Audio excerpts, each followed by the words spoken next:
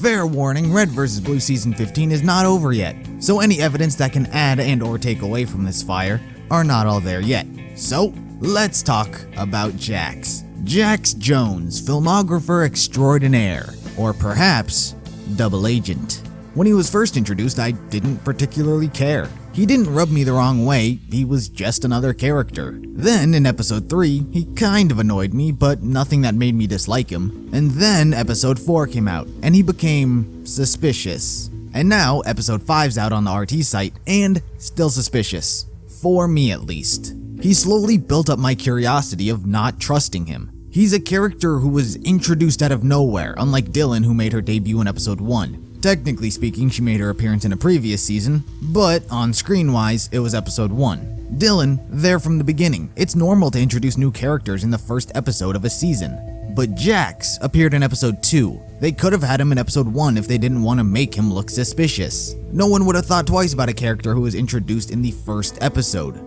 Frank, on the surface, didn't do anything noteworthy that Jax couldn't have done himself. But no, they made it a clear point to call attention to the fact that her previous cameraman left, and Jax was the new guy, coincidentally going under an alias, Jax Jones. He says it himself, that's not his real name. So, Frank mysteriously disappears, new guy with no name pops up from out of nowhere, and Dylan makes no calls to confirm or deny that this new guy's supposed to be there. In episode 4, Dylan goes through this whole elaborate process of shooting Jax to get to Kimball. And in that conversation, Kimball is having Santa confirm Dylan's intentions of just wanting to get to the bottom of what's going on.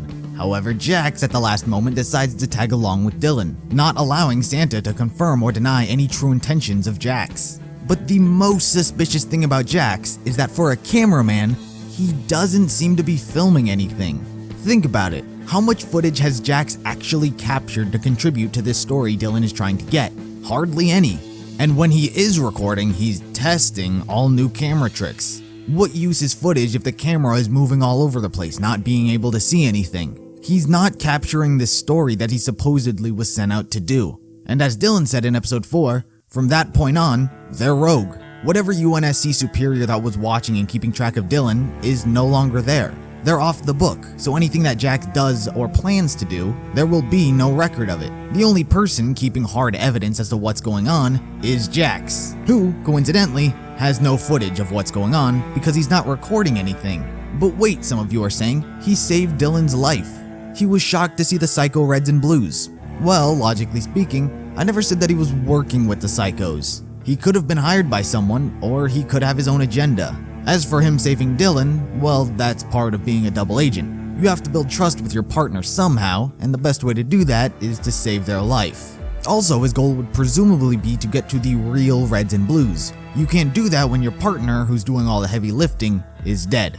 And who knows, maybe Rooster Teeth is trying to pull the old switcheroo. Make us think that Hargrove hired the Psychos, but instead, he hired Jax. Or maybe he hired both of them.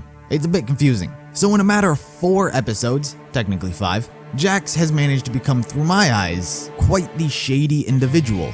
I honestly would tend to wait till the end of a season to start making theories about events currently tied to the story that's going on. However, I didn't do that, hence why you see this video. So, I have a feeling that if this theory is true, we will see it play out this season. If it's not true and nothing comes of it, maybe more theories will pop up from this video. In the meantime, be sure to let me know what you guys think of this down in the comments below. Subscribe if you're interested in more content like this, and I'll see you in the next video.